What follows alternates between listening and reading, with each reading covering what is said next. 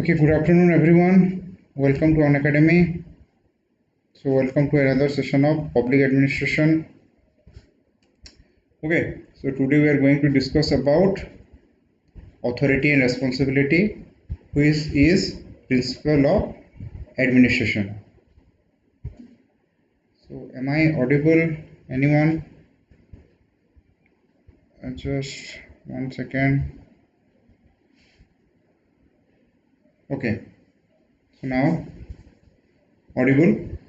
So we have already discussed about classical theories, scientific, bureaucratic, human relation, behavioral and system approach, scientific management theory, Taylor, bureaucratic Weber, classical Fayol, Gully, Orbick, behavioral approach, Argaris, Mayo, Lickard, Bernard, human relation Mayo. Clear? And in the last class we have completed hierarchy, unity of command and span of control. So today we are going to deal in authority and responsibility. Authority, responsibility. Authority is different from power. Power is negative, power is coercive, but authority is positive. Whenever you appear in interview, if the interviewer asks you that whether you want to be a bureaucrat or civil servant, never say that, sir, I want power. No, power is negative. It is a coercive term. You say, sir, I want authority. With the authority, I want to change the situation of the country, situation of the society from bad to turning into good. And when you get a 20-mark question on authority and responsibility, you write about theorist idea. For example, what Taylor said about authority, Fayol, Gullick, Orbick, Weber idea of authority, Follett idea of authority, and the behavioral theorist. So if you write 1122 line of all these theorists, easily you can write a 200-word question. So this is our idea to write an answer on authority and responsibility. Suppose you get a question on only authority. In this way you will write. Yes, so you get a question only last year a 20-mark question come. Authority always commensurate with responsibility comment. That means authority must be equal to responsibility. Okay, so authority should not greater than responsibility or authority should not less than responsibility. Both are wrong. So authority always commensurate with responsibility. So you have some amount of authority, you must have that amount of responsibility. Got my point? So authority without responsibility is disastrous, and responsibility without authority is meaningless. So you may get a question like this in future. So authority always equal to responsibility, and the classical theorist give that idea. Authority must equal with responsibility. Okay. So we will discuss that.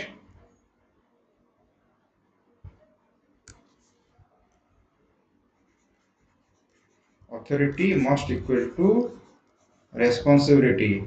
Question. Authority without responsibility is disastrous, and responsibility without authority is meaningless. It may be a 20-mark question. I'm just giving you example. A traffic police. Traffic police has responsibility to ensure incident-free road. That means no accident in road. It is traffic police responsibility. And what is his authority? Challan. He can challan you if you not follow the rule. What my point? Imagine a situation when the traffic police only have responsibility to maintain order in the road and he has no authority. What is the result? You people don't obey traffic police. No one obey traffic police. So it is meaningless. Responsibility without authority is meaningless. So another situation, the traffic police has the authority to challan you, but he has no responsibility to maintain a accident free road. In that case, what happened? In that case, the traffic police have a careless attitude. He not at all care about accident free road. He just busy in taking challan. So authority must go equal with responsibility. So we'll go in detail about authority and responsibility. Yes. Before that, I need to give you some idea. So about Unacademy. So here you crack any of the exam with Unacademy. Just download the Unacademy Learner app. Here 30 hour of live session is given every day. No coaching can give that much hour of session, and lecture by top educator. More than 50 educators are there. Live class you have by all top educator. Weekly quiz and doubt clearing session, live test, mock test series, everything you will get which help you for your exam. And the exam code by it is OS exam, ASO secretariat, CTBAT, CPSC, OMC.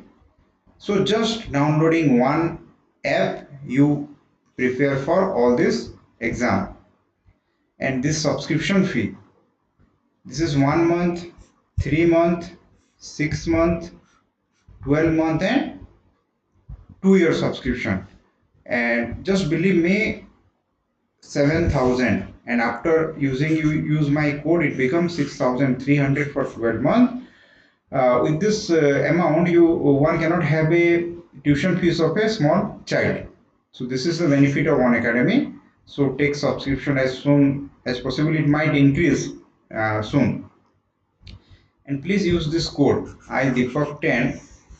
So any exam, if you want to take a subscription or OS, OJS, B.Ed, any exam, you can use this code IDeepak10 and get 10% discount. So just download Unacademy Learner app today and follow me there, Deepak Kumar Swain. If you want to read POBET.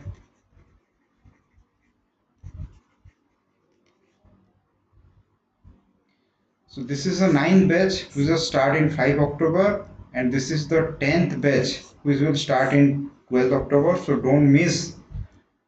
Join as soon as possible and appear in this batch for prelim cum mains.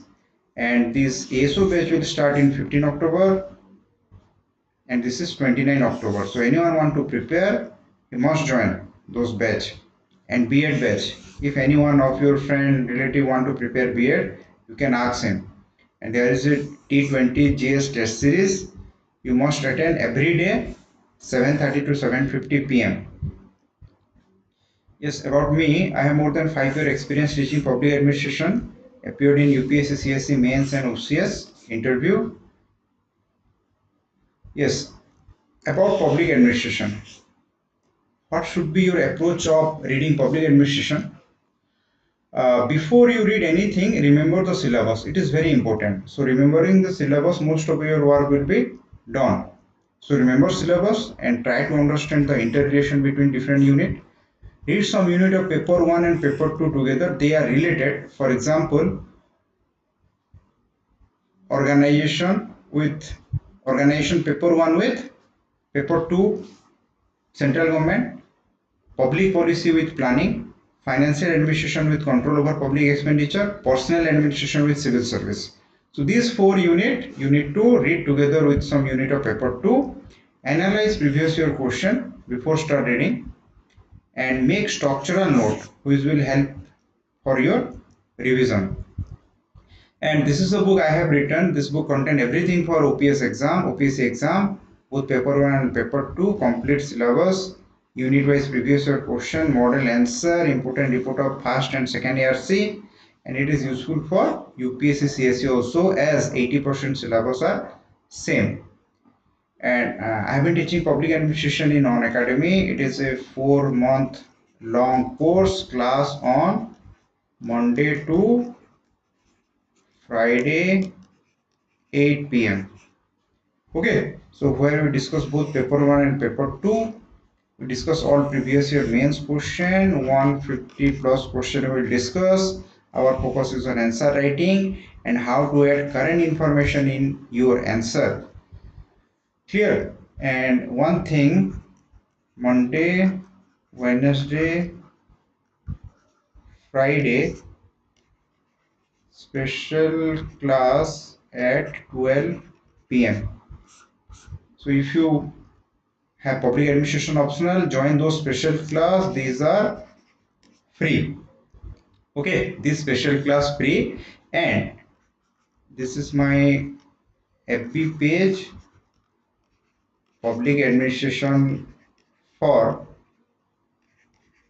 UPSC and OPSC. Public administration for UPSC and OPSC.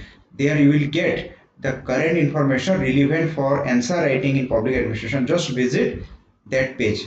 Clear? And don't miss the time. Every Monday, Wednesday, Friday special classes 12 p.m. Apart from that, I have more than 30 special class, so you can attend all this. And after that, if you feel that you get benefit from this course, you can take a subscription, and whenever you take a subscription, use my code Deepak10, and you will get the link in the video also. Now again go to authority and responsibility, where you get a 20-mark question in your OPSC mains exam. So Moni and Reilly, they said that authority is supreme coordinating power. It means it is a power with which the superior coordinate in organization. The defining characteristic of authority is legitimacy. Just understand. We have discussed Max Weber's bureaucracy. In Max Weber bureaucracy, 3 type of authority we have read: one traditional, one charismatic, one legal rational. Regards national authority, administrative system is bureaucracy. We have discussed. If you haven't seen that video, go and watch video on bureaucracy. So legitimacy, you people, when you become a OPS, you have a gun. Now you can buy a gun in the black market. So if you wield a gun and walk in the road, people will fear you. That is your power. But after becoming a OPS and IPS, after becoming a police, when you have a gun, that is what? Legitimacy. The government give you gun. The constitution authorized to give you a gun. So that is authority, not power. But now, without being a OPS, if you have a gun, that is illegal gun, that is power. So the defining characteristic of authority is legitimacy. So when you become a civil servant, IS, IPS, DM, DSP, or HDP or anything, you have authority, and that is legitimacy. Your authority is legitimized by government, legitimized by the Indian Constitution. Got my point? So whenever you got a question in interview that why you want to be a OPS, why you want to be IAS or OS, don't say, sir, I want power. Sir, I want authority. They say, why you want authority? Because, sir, that is legitimate. Authority is legitimate, power is coercive. This way you will give your answer. So power is coercion, authority is legitimate power of the office holder. So only when you got into the exam, you after training, so what authority you have? That is legitimate authority. There are 3 sources of authority in public administration: constitution, tradition, and delegation. Constitution, from constitution you get the authority. That is what? Authority you derive from the Constitution of India. From tradition, I am just giving an example of traditional authority. In Puri the Gajpati, the king. Okay, good afternoon, Sabita. So Puri, the king, has the ultimate authority. Suppose you become the DM of Puri in future, you are head of the district, but still you need to consult with the Puri Gajpati, the king, for any work related to the temple, Puri temple. So he is the highest authority. So what type of authority is this? This is traditional authority. So what is delegation authority? Again, give example of delegation authority. When you become OS, suppose you become ORS, practical example. Many time you are work as a executive magistrate, okay, to control a crowd, or there is a puja, there you are appointed as a executive magistrate. So the executive magistrate power is being delegated to you by the sub collector or SDM. Actually, as a ORS, you don't have any executive magistrate power. That power is delegated, or sorry, that authority is delegated. So that is delegated authority. Millard said four types of authority essential for an administrator to work efficiently. What are they? Program authority, organizational authority, budgetary authority, and personnel authority. So program authority means to decide the objective and purpose of activity. So suppose as a BDO, as a Tahsildar, when I say, or when we can say you have program authority, when you can decide the objective and purpose of any activity which you are performing or conducting. Organizational authority means create and organize the structure needed to execute the program efficiently. So to execute a program, you need to organize man, material, resource. So if you have that authority, we can call you have organizational authority. Budgetary authority to determine budget requirement. If you can spend money according to the demand, if you have the power to spend money, we can call you have budgetary authority. Personal authority means if you have power to appoint, motivate, appraise, and discipline the personnel in organization, you have personal authority. For example, as a BDO or Tahsildar, if you have the power to appoint some people, if you can discipline some people, that I can call you have personal authority. So classical theorists Weber, Fayol, they focus on positional view of authority, but MP Follett functional authority. So whenever you write about theorists, you can write that classical theorists Taylor, Fayol, Gulick, or Pick all focus on positional view of authority. And what is positional view?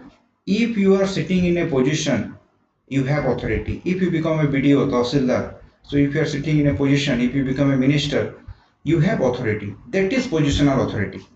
Clear? By virtue of you sitting in that position, you have positional authority. MP Follett functional authority. Follett said that no, not positional authority, not position but function has the authority, that is functional authority. Anyone, for example, if you are SDPO or DSP, good afternoon, Puspanjali.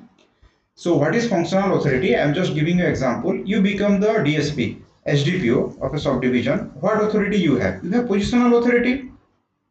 You are the SDPO of a subdivision. But imagine a situation when there is some problem in interior of your subdivision, and that problem is handled by a sub-inspector. Got my point? A sub-inspector is handling a particular problem. You are sitting in the office. You are the SDPO and he is the sub-inspector. So you have the positional authority. Yes, example. Listen, Puspanjali, I am giving example for your understanding. Okay, so that you can understand everything clarity. Got my idea? So what is positional? I try to make you understand. You can give example if needed. Clear? So what is positional view of authority? Suppose you are a SDPO sitting in the office, you have the authority to maintain law and order of the subdivision, and there is a problem in certain village which was handled by one of your sub-inspector. So this sub-inspector have functional authority. Got my point? The sub-inspector who is handling that crowd, he has functional authority. So Follett said that instead of positional authority, Follett said instead of SDPO taking decision, the sub-inspector should take a particular decision. He should take a call. So he give importance to functional authority. Just try to understand. behavioral theorist Bernard Simon, they said acceptance view of authority, zone of indifference, zone of denial. So what is acceptance view of authority? So I can give you an example. Subordinate must accept you a leader. All you people must watch Bahubali movie. In Bahubali movie, Vallar Dev, who become the king, he has positional authority. But Bahubali, he has the acceptance view of authority. People accept Bahubali as their leader, but they don't accept Vallar Dev as their leader. So from that movie, just try to understand acceptance view of authority. Your subordinate accept you as their leader. You have acceptance view of authority. Okay. By sitting in a position, you have positional view of authority. By solving a particular problem in a situation, you have functional authority. Clear? Listen, for this you need to attend my special classes. Okay. So special class time I am giving you 12 a.m. Monday, Wednesday, Friday. Please attend. Sorry, 12 p.m. So there you we discuss in a very detailed manner about all these things. So just Monday, Wednesday and Friday, remember 12 p.m. Just download the Unacademy Learner app, follow me there, Deepak Kumar Swain, and attend my classes. Bernard rejected classical concept of authority and advocate acceptance theory of authority, which state that basis of legitimacy of superior authority is acceptance by subordinate. When subordinate accept you as their leader, you have authority. Bernard say authority is the character of communication in formal organization.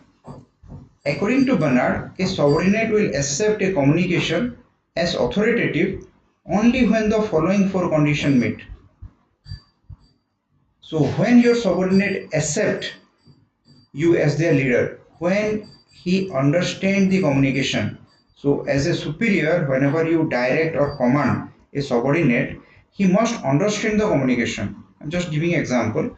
Suppose you become IAS and you appointed, suppose you become OS and you appointed in a tribal dominated area where your employee are not very fluent about English or Odia. So when you give them command in English and the subordinate cannot understand English, so he cannot carry out what you give command, what command you give. So your subordinate must understand the communication. It is along the purpose of organization. For example, as a block administration, if you are BDO, so what is the aim of the organization? Development of a particular block. So whatever command you give to your subordinate must according to the purpose of organization. If you give command to your subordinate to do something else, he will not obey.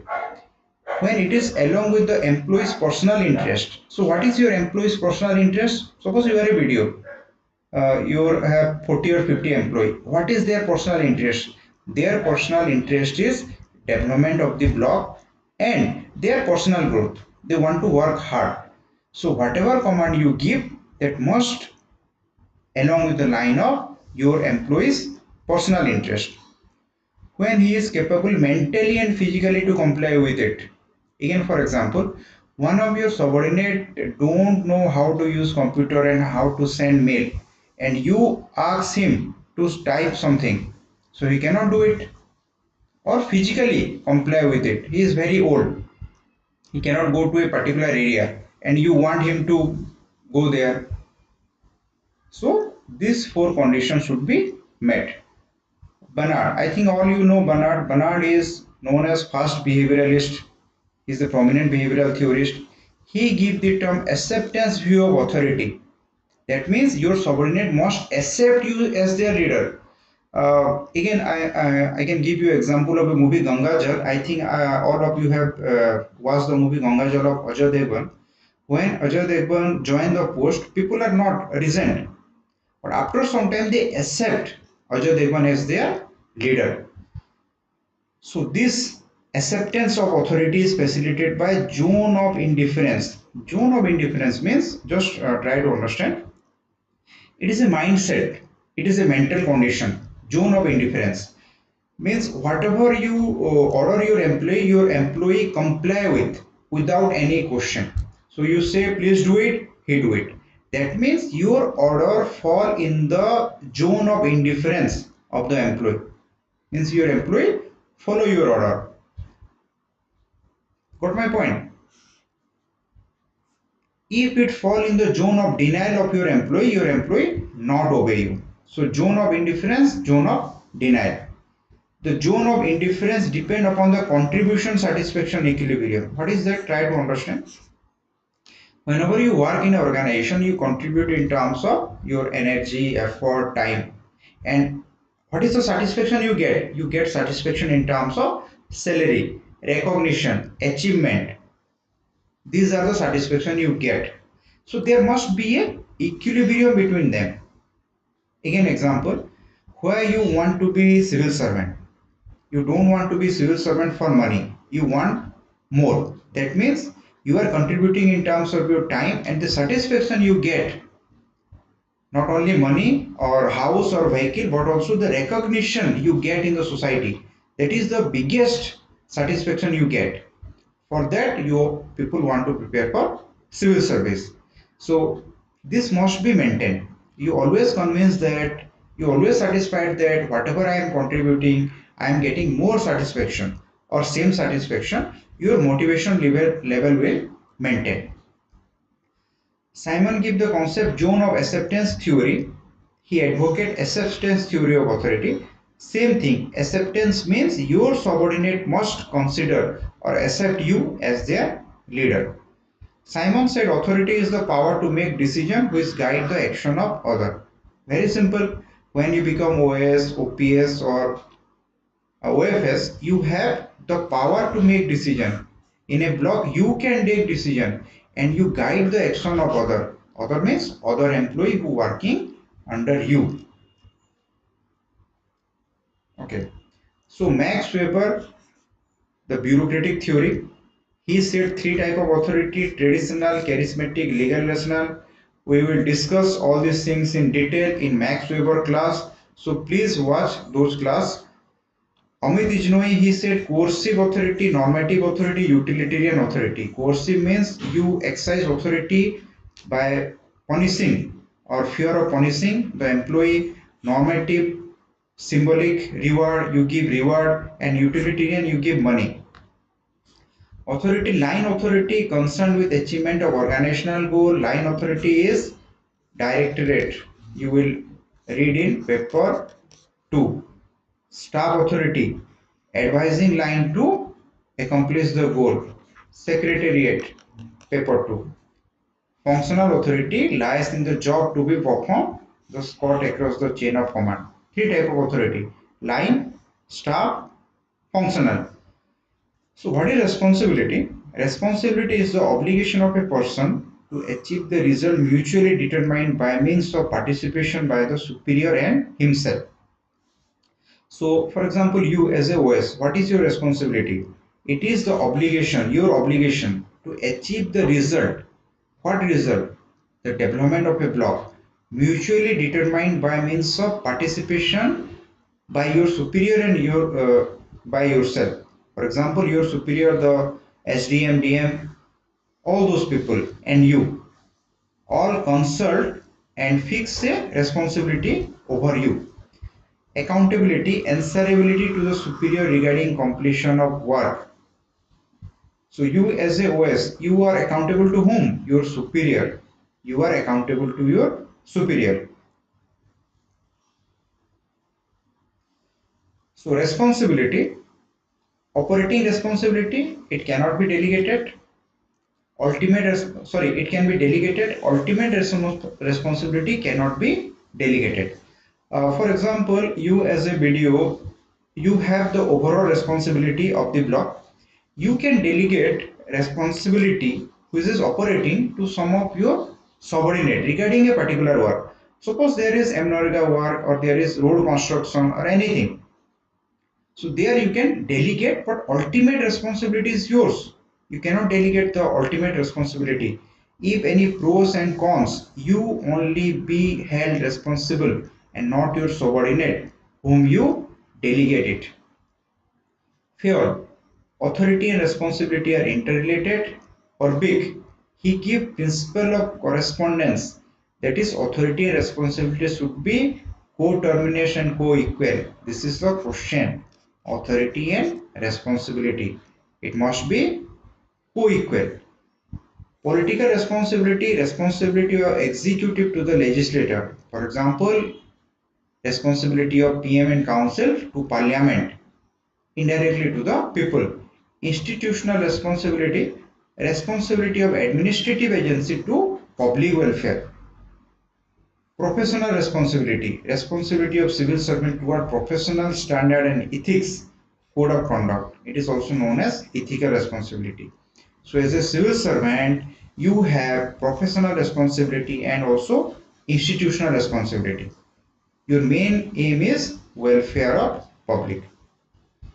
Okay, so this is for today. Don't forget this date: Monday, Wednesday, Friday, 12 p.m.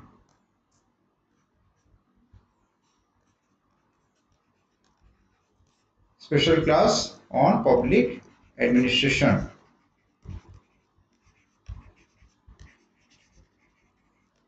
Okay, everyone. So tomorrow there is a class where we will discuss about FAOL. So I am giving you FAOL 12 p.m. tomorrow.